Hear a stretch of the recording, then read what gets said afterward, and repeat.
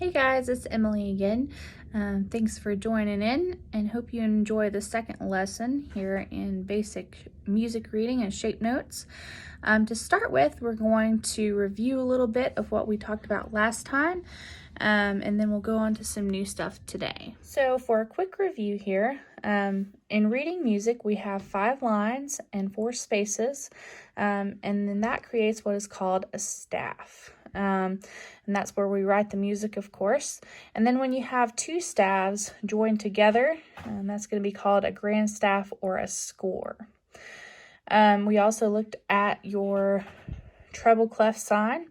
It's called the treble clef or G clef, and also your bass clef or F clef sign.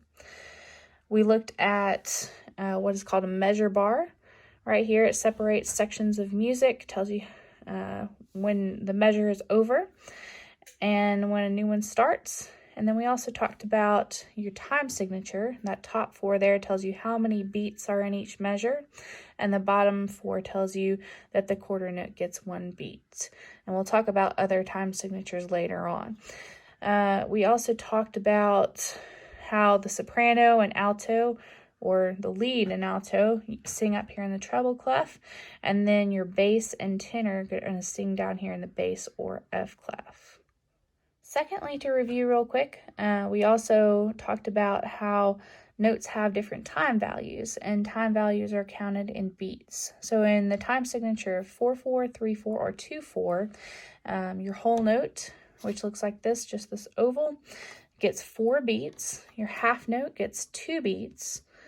And it's empty, it's not filled in. Then your quarter note, which is filled in with 1 stem, has 1 beat. Your 8th note with a little flag there is worth half of a beat, and then your 16th note is worth a quarter of a beat.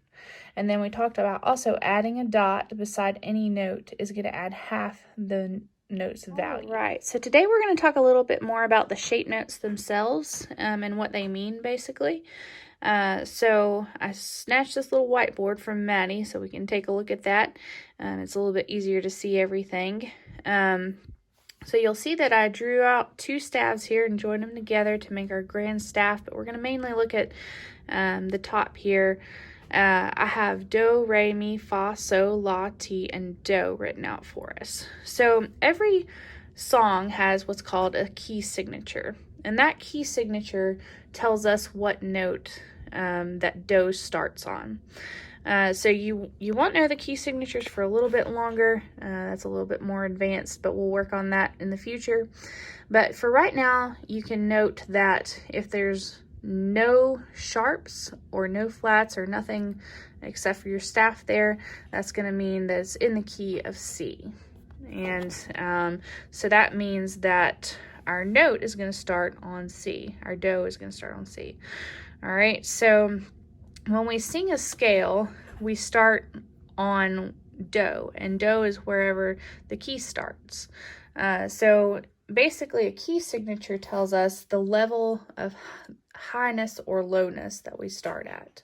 So the pitch is going to be different on each key signature, but what's unique about the shape notes themselves is no matter where you start, what key you start in, those tones for the do, re, mi, fa, sol, la, ti, do are going to be the same. And that's how this works for sight reading, is because the tone is the same. You don't have to learn all the lines and all the spaces in order to learn to sight read. To sing this C scale, and this is what it would sound like, starting on do.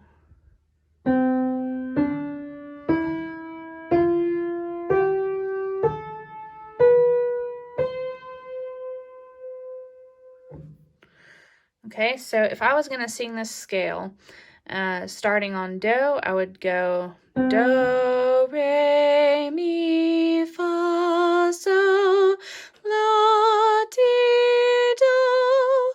If I was going to come back down, I would go do, ti, la, sol, fa, mi, re, do.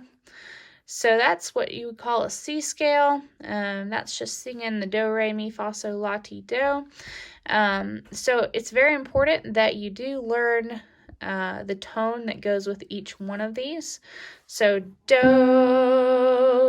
is kind of like a happy but sturdy sound. Re, it's kind of like you're a little bit on edge, if that makes sense. And I'm just kind of trying to give you something to remember here. And then we have me. Me's kind of happy, cheerful. Then we have fa. Again, it's kind of sort of forlorn or something, if that helps you remember anything. So is cheerful. And then we have la. It sounds a little bit more minor, a little bit more sad. And then we have T, and T is just looking for do. Do. So that's a little bit more about the shapes there. And I think it's very important too that you work on learning the name that corresponds with each shape.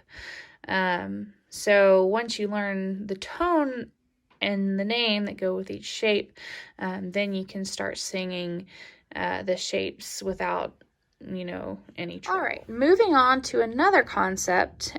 We talked about how in music that you have different note values, or different notes have different numbers of beats, depending on what they look like. That also applies to what is called a rest in music. So in music, you also have rests, which means that you stop playing or stop singing for that amount of time.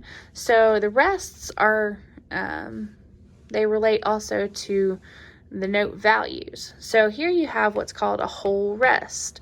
So if you see a whole rest in music, that means you're going to stop singing, stop playing for 4 beats.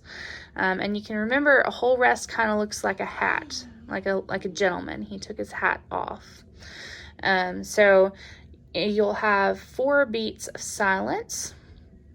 So that's like your whole note, except it's a whole rest. Then you also have what is called a half rest, and it looks like a hat that's on someone's head. Okay, so the half rest, you're just going to rest for 2 beats.